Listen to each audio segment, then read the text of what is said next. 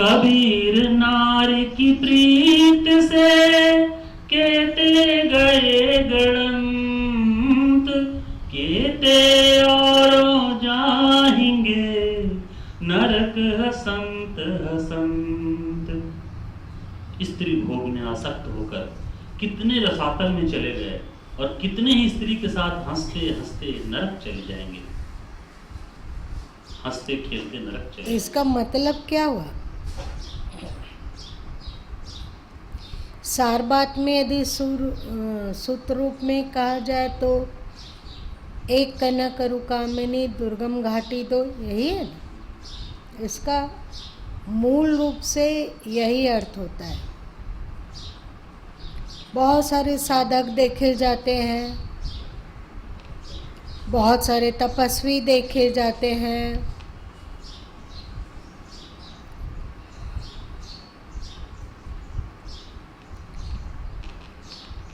जो सावधान नहीं रहने पर कभी भी गिरते देखे जाते हैं। जैसे उदाहरण के लिए ले लो विश्वामित्र को, है ना। आप लोग जानते हैं कि और पुराणों के द्वारा बहुत सारा कथा आप सुने हैं कि अमुक व्यक्ति तप करने के लिए बैठा और उसके तप के प्रकाश से इंद्र को चिंता हो गई कि यदि ये ऐसा ही तप करता रहेगा तो हमसे स्वर्ण सिंहासन छिना जाएगा और स्वर्ग सिंहासन का ये अधिकारी बन जाएगा। तो सबसे पहले किसको भेजते हैं? अप्सरा को। अप्सरा आएगी, नाटक चाटक करेगी और उसमें ना गिरना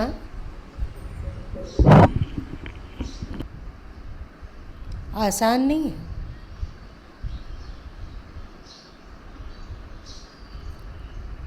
और जो गिर गया उसका तप भ्रष्ट हो गया, फिर वो काय को स्वर्ग का सिंहासन तो दूर की बात है, स्वर्ग तक को भी नहीं जा सकता है। और यदि वो उसमें अपने आप को कंट्रोल कर लिया, अपने आप को सुरक्षित रख पाया, तो फिर वो स्वर्ग सिंहासन का अधिकारी बन सकता है। सही है गलत?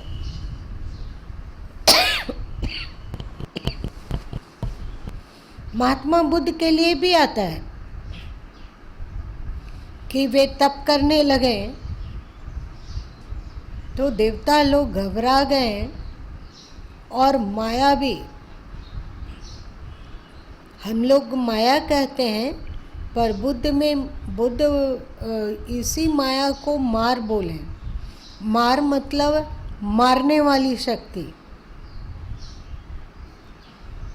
तो वे उनके जीवन चरित्र में लिखा मिलता है कि मार व्याकुल हो गया कि ये जीव तो हमारे चंगुल से निकल जाएगा, तो ढेर सारी अप्सराओं को भेजा और उन अप्सराओं के सौंदर्य में बुद्ध का मन डगमगाने लगा। बुद्ध का मन डगमगाने लगा तो तत्काल वे विवेक के द्वारा अपने आप को संभाल लिए और याद करने लगे कि जिस सत्य की खोज में हम घर द्वार को छोड़ें, पुत्र को छोड़ें, सुशील पत्नी को छोड़ें, आज उसी चक्कर में हम गिरने जा रहे हैं। ये कैसा हुआ? ज्ञान की खोज के लिए, सत्य की खोज के लिए निकला गया और होटल लगे कपास, और उसके बाद फिर अपने मन को कंट्रोल कर लिए, अपने मन को विचलित नहीं होने दिए और अप्सराएं नाचती रही, विचित्र हाव भाव दिखाती रही, पर वे अपने को बिल्कुल सुरक्षित रख पाए। तब फिर तब फिर वे बुद्धत्व को उपलब्ध हुए।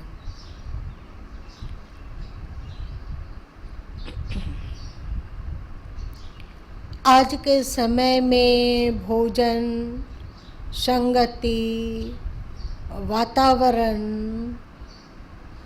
ऐसा है कि कभी भी मन गिर सकता है, सावधान रहना चाहिए। यदि किसी का मन गिर गया हो तो उस गिरे हुए मन को देख देख कर अशांत होते रहना, व्याकुल होते रहना और ग्लानि से भरकर पश्चाताप करते रहना, ये जरूरी नहीं है। गिर गए, उस गिरे को बुरा नहीं समझा जाता है जो गिर के भी खड़ा हो जाता है ना। वो अति उत्तम है कि गिरे ही नहीं, पर यदि कभी गिर गया हो मन, दृष्टि फिसल गई हो, तो तत्काल अपने आप को सुरक्षित कर लेना चाहिए कि हम अनंत जन्मों से ये धन और स्त्री के सुख में डूब रहे हैं, इस एक जन्म को हम क्यों नहीं गुरु और गोविंद के को समर्पित कर सकते हैं। हम कर सकते हैं क्योंकि हम तो पवित्र आत्मा हैं, हमारे में मलिनता टिक ही नहीं सकती है। और मन को कह दिया कि अरे मन, अरे पाजी मन, इस एक जन्म को निष्कलुष रहने दो, फिर अगले जन्म में जो करना सो करना। इस जन्म में तो हम साधुता को श्रृंगारित करेंगे ही, ये मेरा संकल्प है। और एक बात है, आवागमन का कारण सदगुरु कबीर साहब वासना को बताएं। ये पेड़ उत्पत्ति प्रलय की विषय सब विकारी आया ना। इस वासना को जन्म मृत्यु का कारण इसलिए बतलाया गया क्योंकि ये सभी पशु पक्षियों में उपलब्ध है। बहुत सारी मछलियाँ तो ऐसी होती है,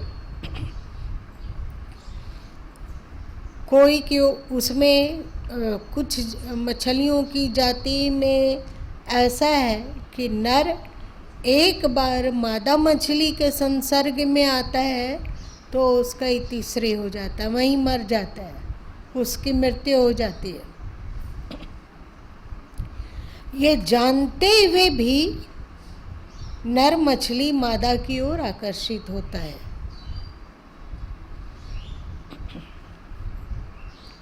भौतिक जगत का जितना उठा पटक है वो वासना से ही तो आरंभ होता है ना।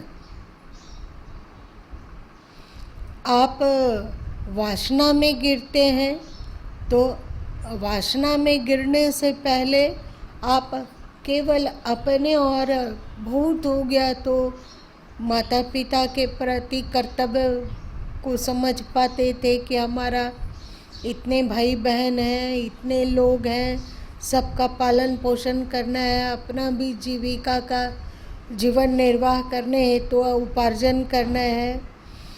लेकिन जैसे ही फेरा लगता है, उसका नाम ही है फेरा। फेरा मतलब क्या होता है? तुम लोग कहते हो ना फेरा में पड़ गए हम, हाँ। जैसे ही फेरा लगता है वैसे भले ही माता पिता भाई बहन गौन हो जाते हों, एक नई चिंता, उसको खुश रखना है, उस जो मांगती हो उसको लाना है, वरना झगड़ा करेगी। भाई लोगों का जीवन एकदम थरथर कपते हुए बीतता है। पता नहीं ये सच है कि झूठ। आप लोग बोलिए डंके की चोट से कि ये सब झूठ है, बोलिए। थरथराहट नहीं है हमारे में। थर उतना नहीं, थोड़ा थोड़ा है। अच्छा है सब ठीक। तालमेल बिठा के चलने से जीवन में एक प्रकार का तालमेल एक्सरसाइज बिठाने की कला होनी चाहिए। तो ये तालमेल बैठाने के लिए पूरी जिंदगी लगा देना होता है। आसान है क्या? आए थे हरि भजन को ओटन लगे कपास, मरने तक तालमेल बैठाते रहिए। उसी में दिमाग खर्च होता रहेगा कि तालमेल तालमेल तालमेल।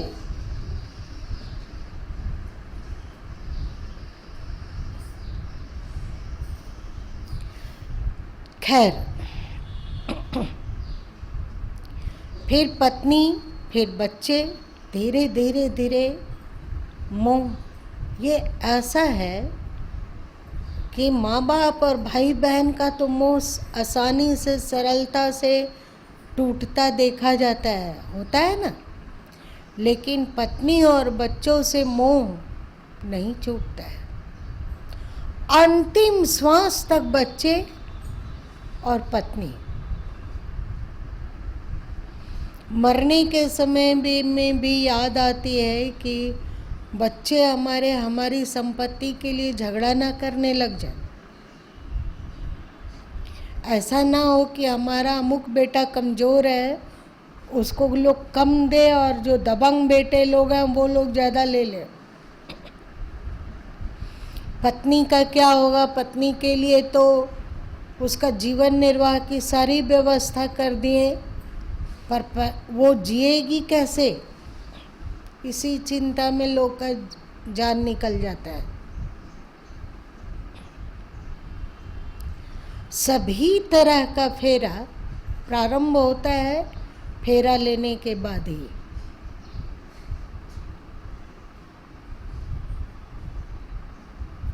संतान का मोह बहुत प्रबल होता है, बहुत प्रबल।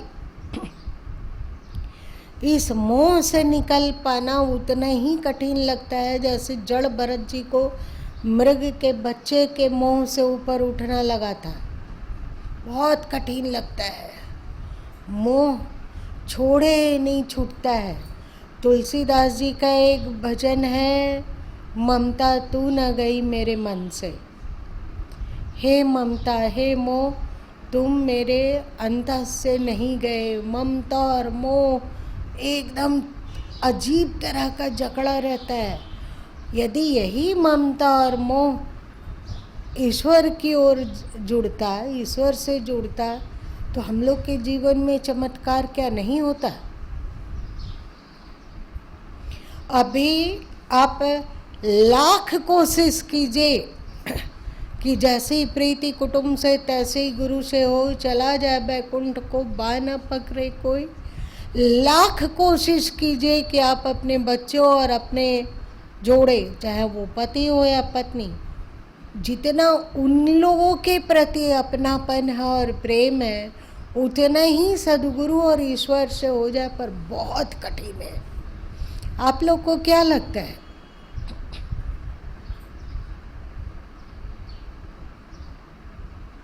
नारायण भाई लोग के लिए आसान है, इन लोग जैसे लोगों के लिए आसान है, पर आम लोगों के लिए सोचो,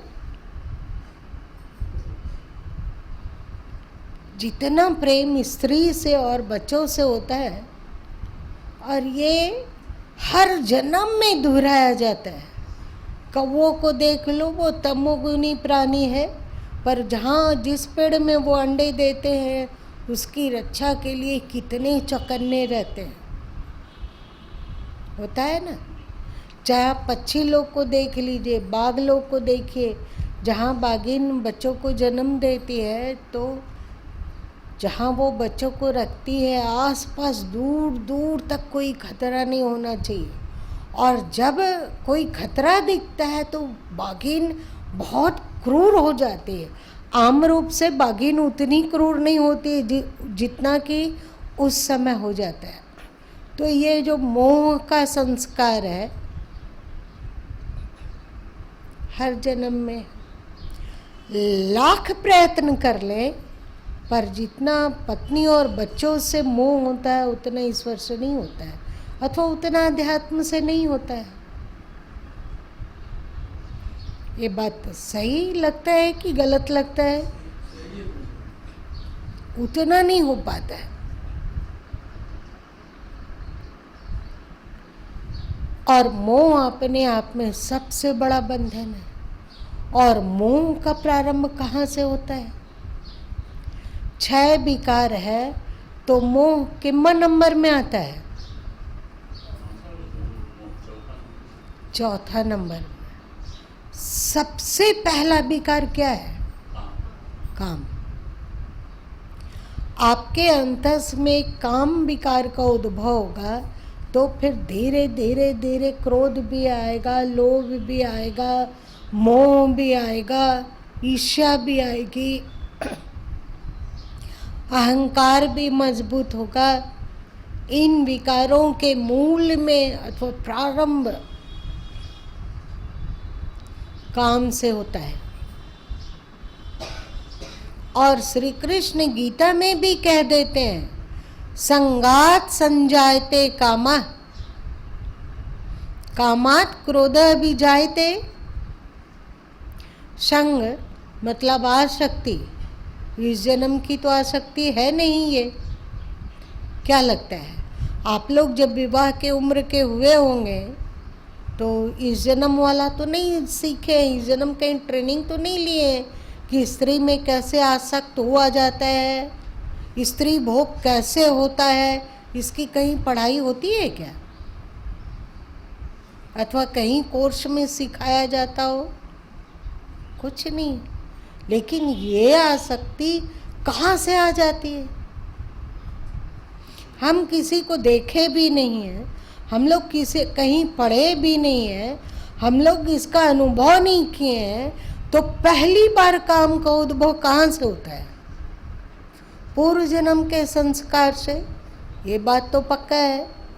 पूर्व जन्म का संस्कार, जैसे ही संतान जन्म देने की योग्यता स्त्री और पुरुष पा लेते हैं, बच्चे लोग छोटे छोटे हैं, 13 साल के हैं, 14 साल के हैं, संतान उत्पन्न करने की योग्यता प्राप्त किए, उसके बाद उसके अंतस में विपरीत शरीर के प्रति आकर्षण स्वाभाविक होने लगता है। और मजे की बात ये है कि हमारा कोई प्रकृति उपयोग कर रही है। हम लोग सोचते हैं कि विपरीत शरीर में अब आकर्षण हो रहा है तो ये हम आकर्षित हो रहे हैं, ऐसा नहीं। कोई हमारे शरीर में कुछ बैठा हुआ है जो आकर्षण की ओर धकेल रहा है। आप जानते हैं स्त्री का जहाँ पुरुष का यदि बीजाणु है तो उस स्त्री का अंडाणु है, उसके अंदर में वासना है कि अंडाणु और बीजाणु मिले, वहाँ वासना है। वो कीड़े आपको अपनी वासना पूर्ति का एक साधन बनाते हैं। किसके लिए आप जी रहे हो? अपने लिए या वो अंडाणु बीजाणु में जो छुपे हुए जर्म्स है उसके लिए? बताइए, किसके लिए जी रहे हो अभी?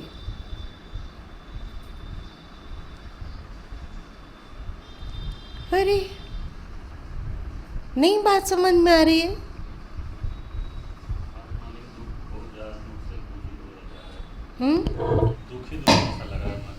दुखी दुखी सा मन लग रहा है। क्यों? देखिए कैसे हम लोगों का इस्तेमाल करते हैं, कोई दूसरा ही इस्तेमाल कर रहा है। हम उसके केवल एक यंत्र हैं, हम एक निमित्त है, हमारा उसमें कुछ नहीं है, हमें कुछ नहीं मिलने वाला है। जो मिलेगा अंडाणु और बीजाणु तृप्त होंगे, उसके लिए, कीड़े मकोड़े के लिए पूरी जिंदगी दांव पर। हम लोग बोलते हैं कि नहीं बाबा, हम नहीं कह सकते हैं, डंके की चोट से नहीं कह सकते हैं कि जीवन लिख दिया तेरे नाम, नहीं हो सकता है। नाम तो किसी न किसी का जीवन के प्रति जीवन लिखते ही हो।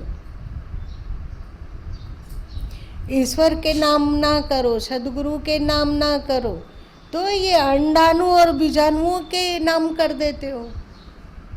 अंडाणु और बीजाणु एक दूसरे की ओर आकर्षित होते हैं। एक में अंडाणु है, एक में बीजाणु है, और दोनों को चाहिए कि वो नई सृष्टि का संरचना करे। तो ये वासना को इतना अधिक प्रबल बनाया गया, इतना प्रबल बनाया गया कि इसे मुक्त होना बहुत कठिन प्रतीत होता है। जो 50 को पार कर गए हैं, 55 को पार कर रहे हैं, 60 को पार कर रहे हैं, वे भी जब कहते हैं कि अमुक महीना, अमुक एक महीना हम लोग एक साथ नहीं होते हैं, तो गुरु माँ को लगता है कि जैसे कोई आसमान से धकेल दिया हो।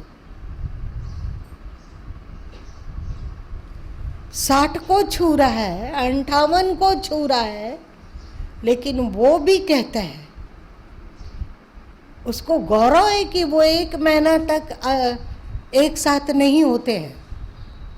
अब बताइए गौरव है कि क्या दिख रहा है? बताओ तुम लोग।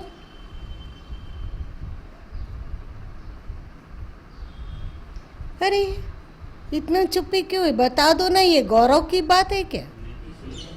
लज्जा की बात है।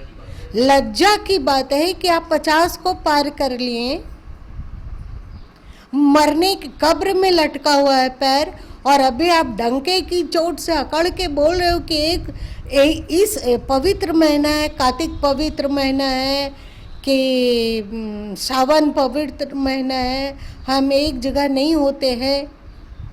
लज्जा आनी चाहिए इस बात पर। आप संतान भी बड़े बड़े हो गए, आप संतानों के भी बच्चे हो गए,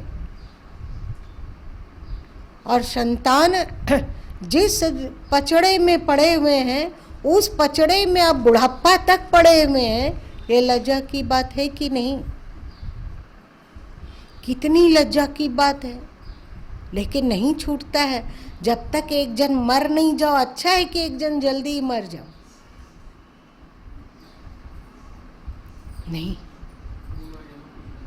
हाँ बताइए। ऐसा है कि व्यक्ति को सत्संग और ज्ञान का कहीं से कोई परिचय ही नहीं है, तो फिर उसको पता ही कैसे चलेगा कि हम किस लाइन में जा रहे हैं, हम नहीं जा रहे हैं? आया जाने दो, जो सत्संग में आते हैं उसको तो पता है ना। हाँ, जो सत्संग सुन रहे हैं उसको तो पता है ना।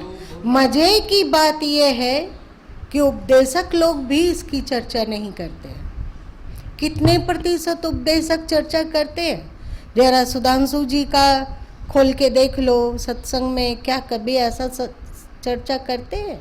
चाहे और लोग, वे लोग भी तो मजे में हैं, क्योंकि बहुत सारे उपदेशक हैं जो भोग में भी डूब रहे हैं और इधर अपने आप को ज्ञानी और पूजनीय और संत कहला के पूजे भी जा रहे हैं। उनका तो दोनों हाथ घी में है। और फिर उसका जो आगे की गद्दी मिले होगी वो उसके बेटे बेटियों के नाम से, मतलब वे अपने बेटे बेटियों के नाम पर एक सोना देने वाली मुर्गी को छोड़कर जा रहे हैं। अब तो वो गद्दी चल गई। अब जो बेटे बेटी होंगे वे लोग वहाँ उसके गुरु बनेंगे, उसके उत्तराधिकारी बनेंगे, और उसके 10 उंगलियां घी में। और गृहस्थ लोग कितने प्रतिशत हैं जो कि किसी विरक्त से जुड़े हुए हैं?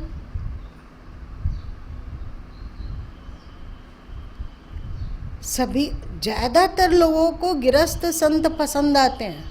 वहाँ छूट है। वहाँ कौन इस तरह की आग लगाने वाली बात बोलेगा, बताओ? कौन ऐसा बोलेगा? और जो विरक्त भी है वो इसको नहीं बोलते हैं, वे कहते हैं कि ये चर्चा करने योग्य नहीं है।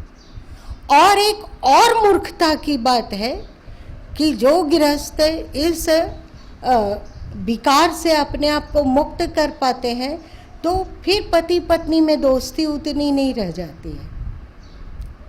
और गुरु माँ को लगता है कि क्या विकार मुक्त दोस्ती नहीं हो सकती है? अब आप गृहस्थ आश्रम में हैं, 50 को पार कर लिया, वैसे ही आप वानप्रस्थी हो गए। इसका मतलब ये नहीं है कि 50 के पहले भोगी बने रहो, क्योंकि यदि मर गए तो फिर ये भोग का संस्कार जाएगा। जहाँ जाओगे, जिस भी शरीर को धारण करोगे, वहाँ जैसे ही अंडाणु और बीजाणु परिपक्व होंगे, ये आपके शरीर में मचलने लगेंगे और आप स्वाभाविक ही बिना प्रयास के उसमें धकेल दिए जाओगे। चाहे कबूतर बन जाओ, कौआ बन जाओ, मछली बन जाओ, घोड़ा बन जाओ, हाथी बन जाओ, कीड़ा बन जाओ, कृमि बन जाओ, कुछ भी बन जाओ, अपने आप वहाँ ये अंडाणु और बीजाणु का खेल चालू होगा और ये आपको नट के बंदर की तरह नचाना आरंभ कर देगा। कहते हैं ना, सब हार्मोन्स का खेल है,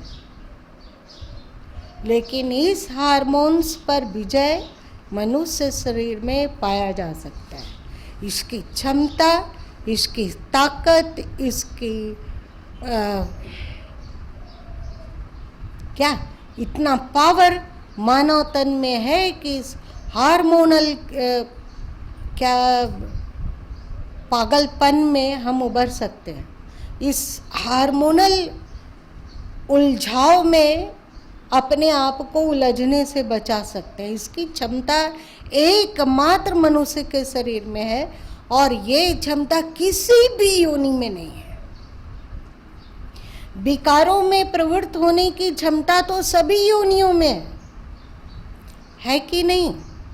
स्त्री और पुरुष का संसर्ग और हार्मोनल और ये जो हम लोगों को नाच नचाने वाला है अंडाणु और बीजाणु, इसका फेरा वहाँ सभी योनियों में मिल जाएगा। पर इस पर विजय केवल और केवल मनुष्य तन में ही संभव है। और जब तक आप इस पर विजय प्राप्त नहीं करते हैं, केवल शरीर से ही नहीं, मन से भी, जब तक आप इस पर विजय प्राप्त नहीं करते हैं, तब तक कहाँ का अध्यात्म बहुत दूर की कौड़ी हो जाएगी। भूल जाओ। हाँ, शास्त्र ज्ञानी बन सकते हो, पर आत्मज्ञानी नहीं बन सकते, कभी नहीं। आत्मज्ञानी बनने हेतु तो आपको जो आपके हार्मोन्स आपको मदारी का बंदर बनाए हुए है, इससे ऊपर उठना ही होगा। तभी आत्मज्ञान परिपक्व हो सकता है, तभी आत्मज्ञान स्थिर हो सकता है। और जो समता कहा जाता है, शांति कहा जाता है, और वो सबके सब सद्गुण आने लगेंगे। हद तो तब होती है कि जब हम लोग अपने भगवान लोग को भी, क्योंकि भगवान यदि त्यागी हो, बैरागी हो, अथवा आत्मज्ञान में रमन करने वाला हो, तो फिर भक्त लोग को उसमें रमन करने में दिक्कत नहीं आएगी। तो कृष्ण जैसे आत्मज्ञानी को भी हम लोगों ने बताया, रसिया बताया, और क्या बताया, रास रचाने वाला बताया, और इतने पत्नियां और इतने भोग, इतने बच्चे, इतने बच्चे और इतनी पत्नियां तो शायद अरब के किसी शेख के पास भी नहीं है। इतने बच्चे,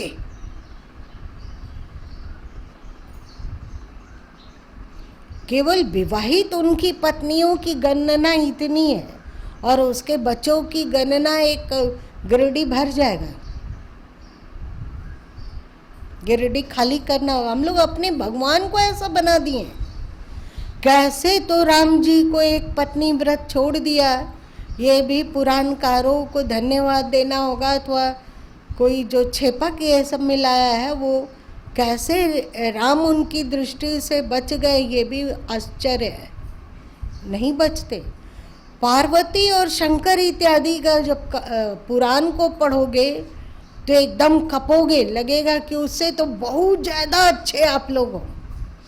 बताया गया कि वे महायोगी राज हैं, पर एक तरफ महाभोगी राज है, ऐसा बताया गया। चलो जो भी हो,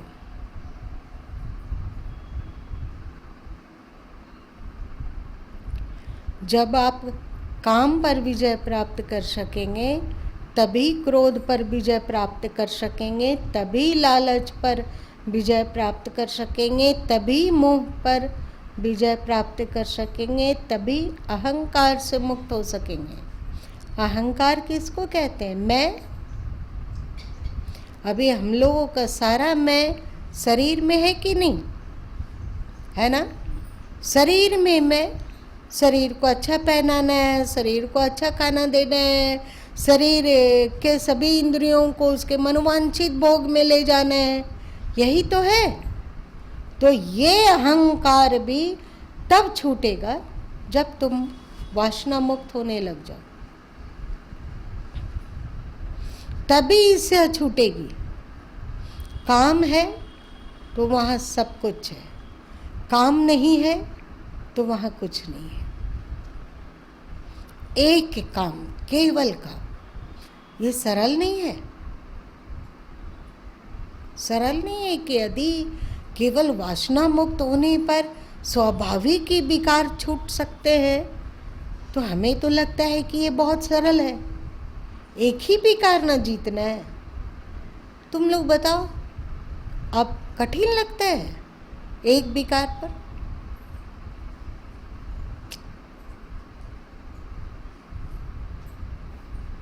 अरे बाबा, इस तरह सन्नाटा कठिन नहीं है, एकदम सरल है, एकदम सरल है। और एक बात है, फिर काम मुक्त हुआ कैसे जाए? सबसे पहले उसमें आहुति डालना बंद कीजिए। आहुति डालना मतलब भोग में उतरना बंद कीजिए। मन जाता हो जाने दीजिए, पर पहले आप अपने शरीर को कंट्रोल कीजिए। दूसरी बात, स्वादेंद्रियां और कामेंद्रियां दोनों का आपस में बहुत ज़्यादा ट्यूनिंग है। जीभ और कामेंद्रियां, यदि आप वासना पर विजय प्राप्त करना चाहते हो तो जीभ पर विजय प्राप्त करो, आसान हो जाएगा वासना पर विजय।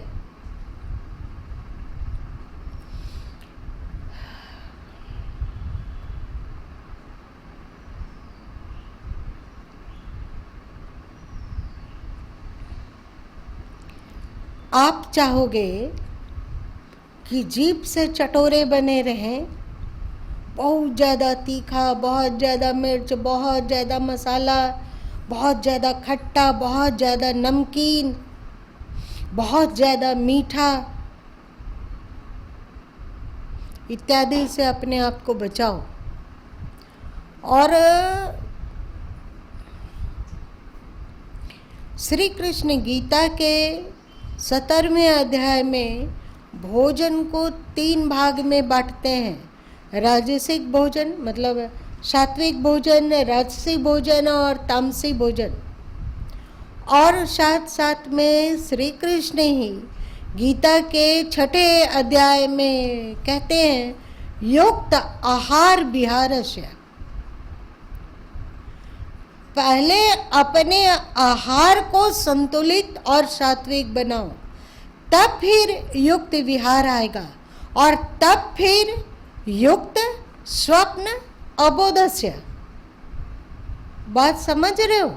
वहाँ 3 बात बतलाए हैं श्री कृष्ण साधक लोग के लिए। पहला युक्त आहार, दूसरा युक्त व्यवहार, और तीसरा युक्त निद्रा। यदि आपका आहार युक्त नहीं हुआ तो आपका विहार भी युक्त नहीं हो सकता है, और आपकी निद्रा भी युक्त नहीं हो सकती है।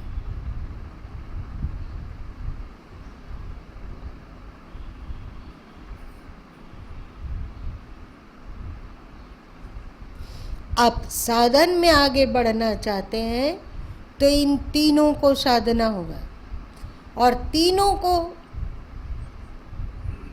बड़ा में अभी नहीं उलझते। युक्त विहार और युक्त चेष्ट निद्रा में पहले आप युक्त आहार कीजिए।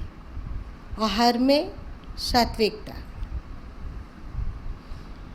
सात्विक भोजन किसे कहा गया? इसके संभवतः श्री कृष्ण 10 गुण बताते हैं कि सात्विक भोजन में 10 गुण होते हैं। अभी बता रहे हैं।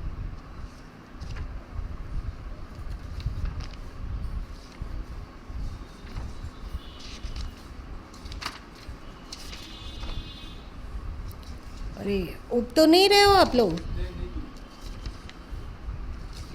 ये सब जानना बहुत जरूरी है।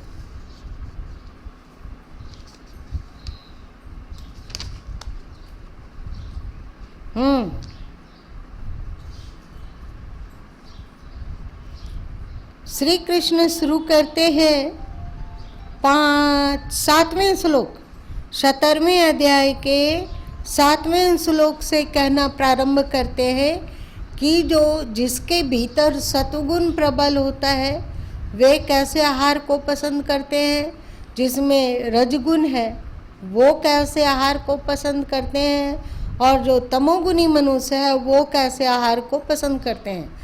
अथवा इसे आप इस तरह भी समझ सकते हो कि सात्विक आहार करने वाले सात्विक मनुष्य हो जाते हैं, राजसिक आहार करने वाले स्वाभाविक ही राजसी मनुष्य होते हैं, और तामसी आहार करने वाले मनुष्य स्वाभाविक ही तामसिक बन जाते हैं। उसी तरह का आचार विचार वाले।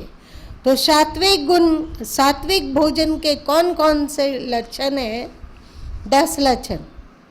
आयु बढ़ाने वाला हो, बुद्धि बढ़ाने वाला हो, बल बढ़ाने वाला हो, सुख और प्रीति को बढ़ाने वाला हो, रसयुक्त हो, चिकना हो, स्थिर रहने वाला हो, तथा स्वभाव से ही श्रेष्ठ हो।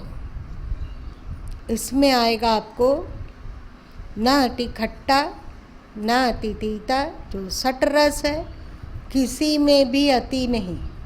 तो क्या सादा सात्विक भोजन आप ठूस ठूस के खा सकते हो? नहीं। वहाँ कृष्ण 6ठे अध्याय में बोल दिए हैं युक्त आहार। ना उपवास से मरो ना खाने से मरो। देखोगे ठीक से तो भूखे मरने वाले की संख्या की तुलना में अधिक खाकर मरने वाली की संख्या अधिक होती है। कैसे?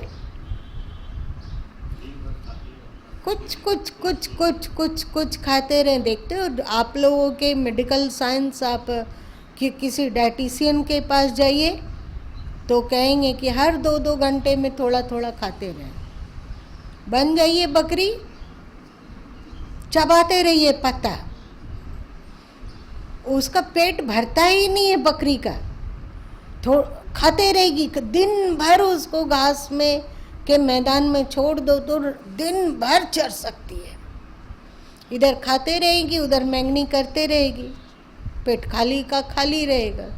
खाते रहो, तो ये सब एक षड्यंत्र है। 2-2 घंटे में थोड़ा थोड़ा खाते रहिए।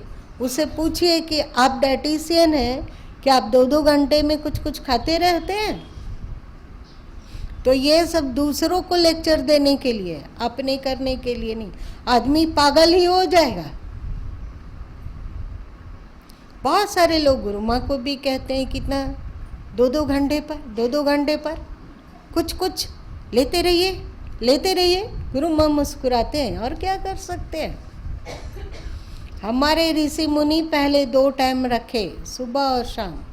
चलो भाई, आज के समय में श्रम ज़्यादा है तो दोपहर को भी ले ली, नहीं है ऐसा नहीं। सुबह सुबह उठो तो बासी रोटी खा के आ जाओ, फिर यहाँ से जाओ तो गरम गरम जलपान बना हुआ उसको खा लो, फिर दोपहर में समय आ गया खाने का, फिर खा लो, फिर शाम हो रही है, चाय के साथ कुछ तो चाहिए ना, चाहिए कि नहीं। तो फिर अब बंदी है कि नहीं। पहले के समय में घर घर में क्या उसको कहते, बना बनाया नाश्ता, निमकी है और क्या क्या चीज़ पता नहीं। फिर उस समय भी खा लो, फिर रात को भी खा लो। यदि देर तक जागते हो तो कम से कम बिस्किट वगैरह तो रख ही सकते हो। यदि आपको पढ़ना लिखना है, 12 बजे एक बार बिस्किट फिस्किट खा लेना। 2 बजे तक पढ़ना है तो 2 बजे तक तो फिर भूख लग जाएगी, तो कुछ भुंजा वगैरह रख लो, चूड़ा रख लो, चना रख लो, अथवा बिस्किट ही रख लो, अथवा कुछ भी काजू किशमिश रख लो। अभी बहुत प्रचलन चला हुआ है ड्राई फ्रूट का, खाते रहो। तैयार हो जाइए खाते खाते मरने के लिए।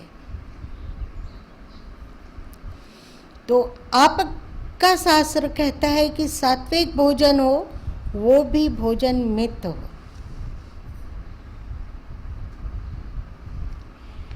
और एक बहुत रहस्य की बात है, क्योंकि चर्चा चली है तो इसको कह देते हैं, क्योंकि कल फिर दूसरी चर्चा चलेगी, आप लोग दूसरी साखी का पाठ कर दोगे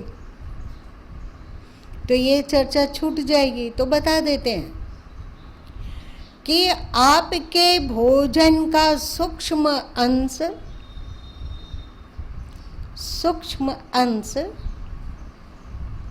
मन बनता है। आपके भोजन के सूक्ष्म अंश के द्वारा मन का निर्माण होता है। इसलिए आपके शास्त्रों में कहा गया, जैसा खाए अन्न वैसा बने मन। जैसा अन्न खाओगे वैसा ही मन बनेगा।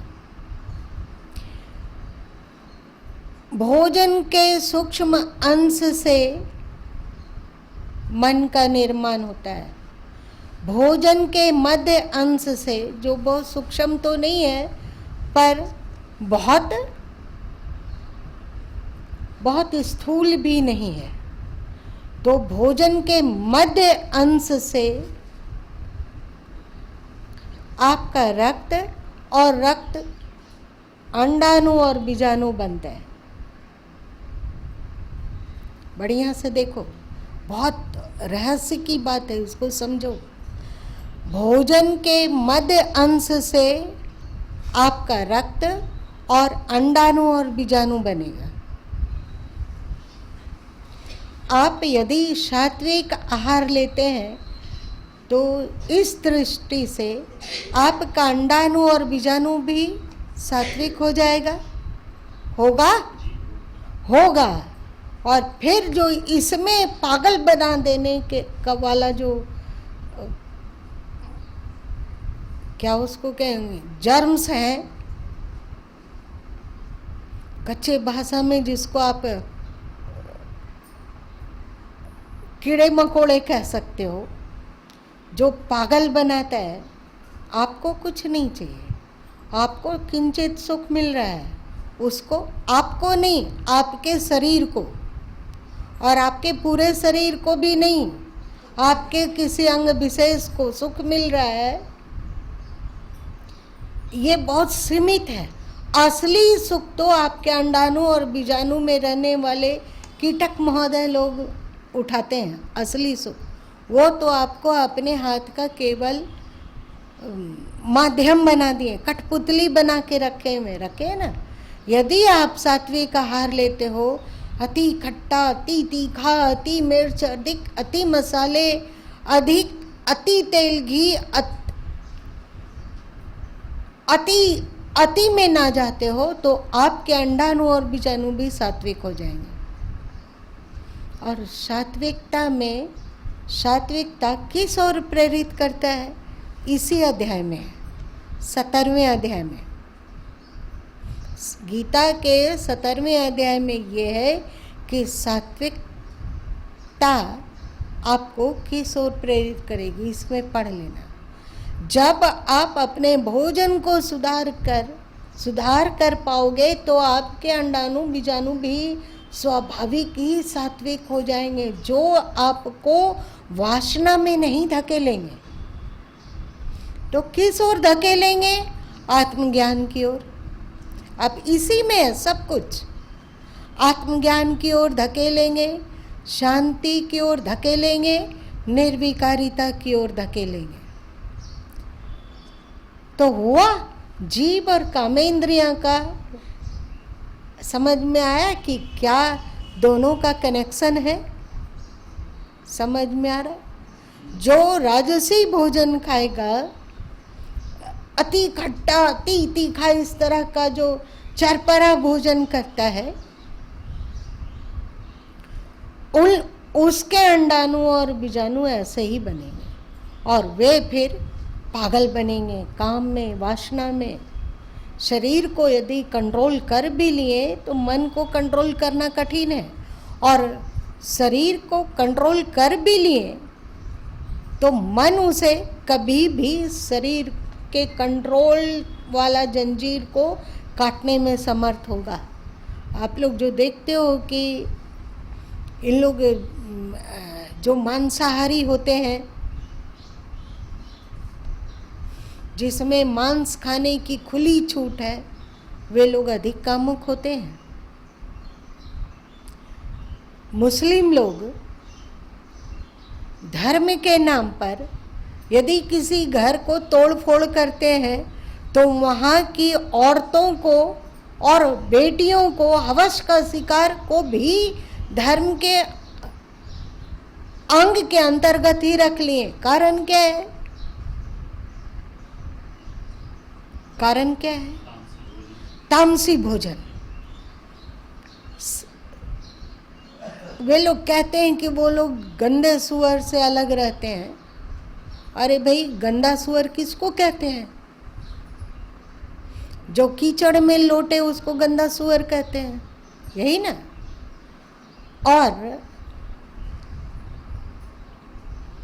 जो जिस मांस का आप भक्षण कर रहे हैं, उसके आंतों में वो गंदा कीचड़ रहता है कि नहीं रहता है? हमें नहीं पता, पर जो मांसाहार लिए हैं कभी, वो तो जानते होंगे। बकरे वगैरह का शरीर खोलने पर कहीं तो कीचड़ निकलता होगा ना। कोई मांसाहारी आ नहीं रहे हैं पहले, तो रहता है कि नहीं रहता है? वही सुअर से परहेज है, पर वही कीचड़ किसी के पेट में लोट-पोट रहा है तो वो ठीक है। वास्तव में सब सुअर को ही खाते हैं। गंदगी से भरा हुआ अनाज को, तुम गेहूं को फाड़ के देखो, क्या उसमें गंदगी का कीचड़ है? लोग कह देते हैं कि जैसे मांस में, मांसाहार में हत्या होती है, वैसे ही अनाज में भी तो होते हैं, बोलते हैं ना लोग। फल फूल में भी तो जान है, पेड़ों में भी तो जान होता है। आप किसी भी पेड़ को चीर कर देखो, क्या उसमें मलमूत्र का कोई ग्रंथि है क्या? देख लो। गेहूं को तोड़ कर देखो, क्या उसके अंदर में मलमूत्र की ग्रंथि है? देख लो तुम लोग।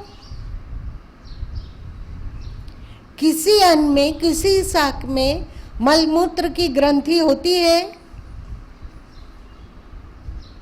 अरे भाई ये तो एकदम साधारण है, नहीं होती है। इसलिए सात्विक आहार, शाकाहार। आप गंदे पदार्थ को खा रहे हो, पूरे शरीर का विकार, भोजन का अंतिम निकृष्ट भाग बनता है मल। भोजन का सबसे निकृष्ट भाग बनता है मल, और ये मल जहाँ रहे उस आंत वगैरह को, आंत खाने में बड़ा टेस्टी लगता है लोग को, क्योंकि हम लोग गंदे इंसान हैं, तो गंदे इंसान को तो गंदगी ही अच्छी लगेगी ना। हम लोग गंदे लोग हैं, इसलिए आंत बड़ा टेस्टी हो जाता है। जहाँ मलमूत्र धो दीजिए ना, अभी आपका 1 चम्मच गटर में गिर जाए तो उसको आप धो के उसे खीर खा सकोगे क्या? नहीं खा सकते हो। फिर आंत को, जहाँ पर मलमूत्र था, उसको आप धो देते हो और फिर खाने लग जाते हो। हाँ, कौन?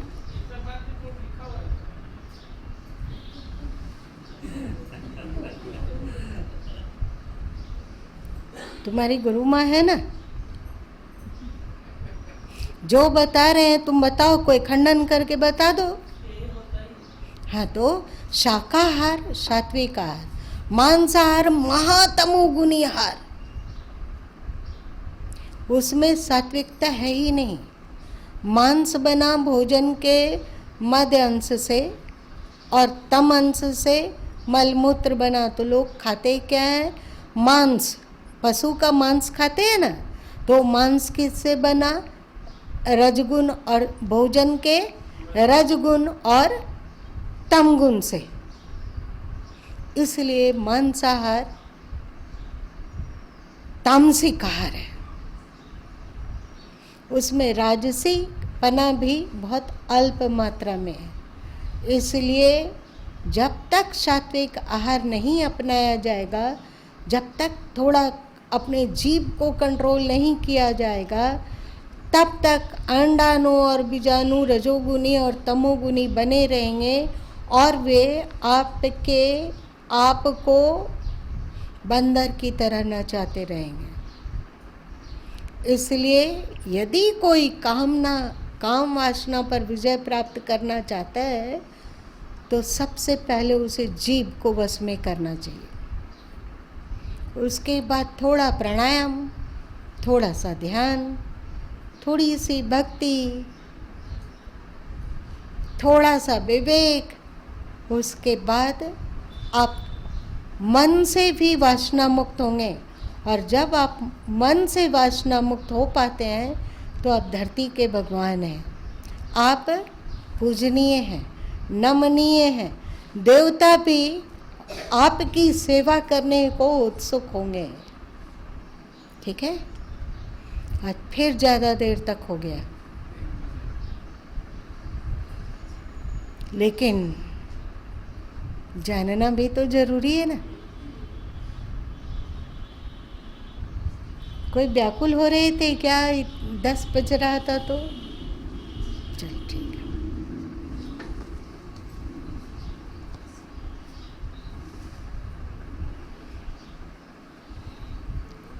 छूट गया। अभी भोजन की चर्चा में मांसाहार का तो हुआ, पर प्याज लहसुन, चाय कॉफ़ी इत्यादि का छूट गया है।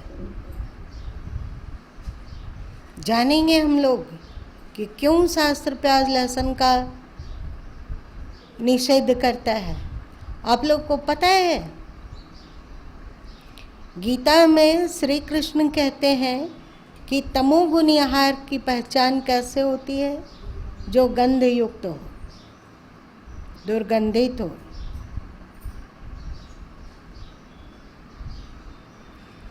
जो व्यक्ति मछली खाता है, उसके पसीने में भी बदबू आने लगती है, मछली वाली नहीं। मुंह से भी मछली वाली बदबू आती है, उसके मलमूत्र से भी मछली वाली बदबू आती है ना? नहीं जानते हो? नहीं जानते।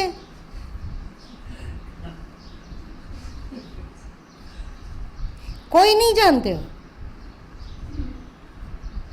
किसी मछली मौसा से दोस्ती करके देखो, बंगाली मौसा से, वैसे ही।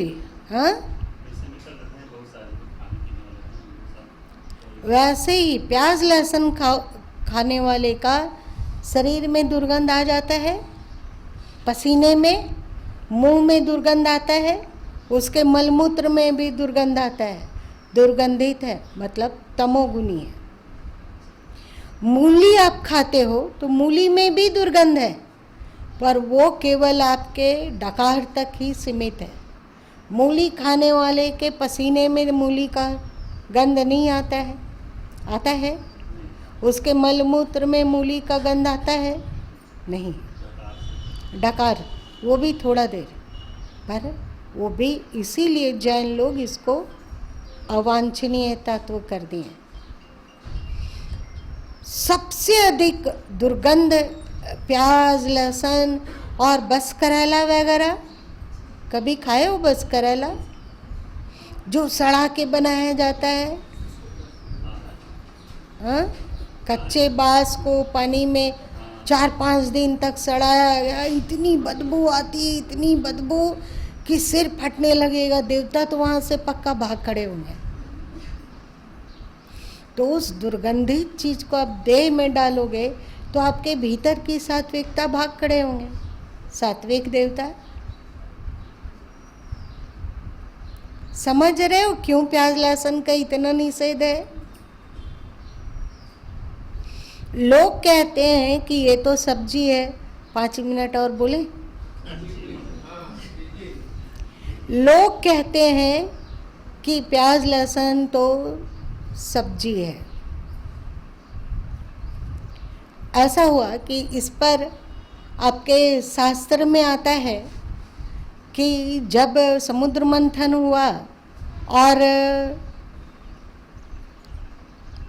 राहु भी अमृत को पी लिया, देवता का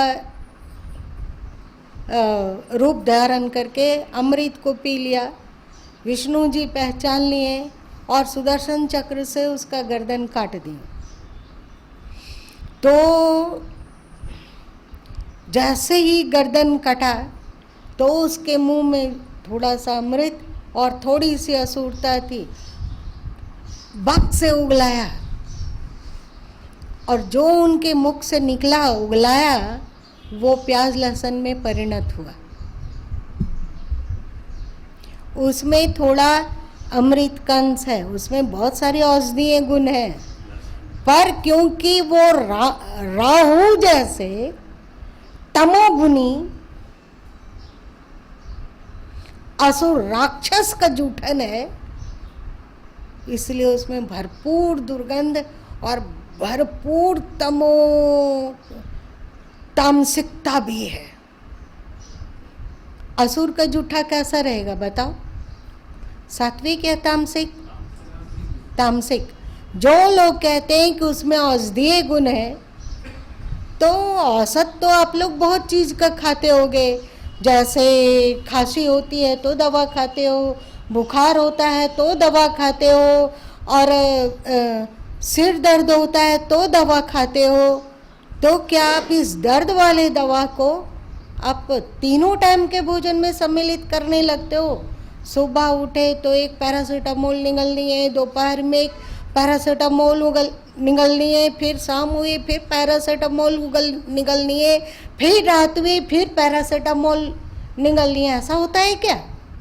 तो फिर ये प्याज लहसुन जैसा जहरीला चीज, दुर्गंधित असुर का जूठन चीज को हम लोग अपने तीनों टाइम भोजन में क्यों स्थान दिए हुए हैं? औषधि है ना। जब आप 80 साल के हो जाओ और ज़्यादा पैर उर में दर्द होने लगे तो एक कली लहसुन का निगल लो, उतना काफ़ी है। औषधि को भी यदि इतना खाओगे तो मरोगे कि बचोगे? इसलिए वैष्णव लोग प्याज लहसुन से दूर होते हैं, क्योंकि वैष्णव मतलब सात्विकता के उपासक। विष्णु क्या है? सात्विक देवता हैं कि राजसिक हैं कि तामसिक है? सात्विक हैं। ब्रह्मा जी राजसिक देवता हैं। शंकर जी को तमोगुण के अधिष्ठाता बताया गया। देखते हो वे भांग धतूरा खाते हैं, स्मशान में रहते हैं, गले में गंदगी मुर्दा का भस्म लगाते हैं, उनका सारा कृतित्व को देखो। तो आप तमोगुण, अगर आप सात्विक भोजन करते हो तो आपके भीतर सात्विक देव का वास होगा। आप अपने भीतर राजसिक भोजन को ग्रहण करोगे तो सात्विक देवता वहाँ छोड़ के चले जाएंगे। आप तामोगुनी आहार का सेवन करते हो तो सात्विक देवता तो वहाँ से दूर दूर तक आपका अता पता नहीं होगा। फिर सोचो, जब आपके भीतर तमोगुण का प्रबल्य होगा तो आपका अंडाणु और बीजाणु आपको क्या बना देगा? वो भी तमोगुण हो गया, हुआ ना? फिर क्या होगा? वो नाचना चाहेगा, जैसे कि आज लोग नाचते हैं।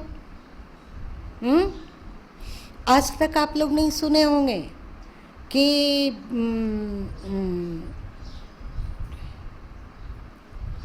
बहुत बार ऐसा होता है कि दो भाई होता है तो दोनों का कपड़ा एक ही साइज कटता है तो अदल बदल के लोग पहनते हैं मज़े से, पर पत्नी का अदला बदली नहीं होता है। होता है क्या? हमें नहीं पता है। आज के समय में जैसे जैसे ये लोग तामसी आहार की ओर जाने लगे तो बहुत सारे ऐसे लोग भी हैं, ऐसे युद्ध लोगों का झुंड है जहाँ आराम से वे पति पत्नी का अदला बदली करते हैं। इतना पागल उन लोग को कौन बनाता है, अथवा कौन बना रहा है, जो आज तक शास्त्र में कहीं नहीं को भी कोई कल्पना नहीं किया होगा। पशु पक्षियों के साथ मतलब शारीरिक संबंध का कहीं शास्त्र में इसका उल्लेख भी नहीं है। लोग उस ओर पगलाए जा रहे हैं। कहाँ से आ रहा है ये पगलपना? तामसी आहार। अब सोच लेना कि तुम लोगों को तामसिक आहार लेना है या सात्विक।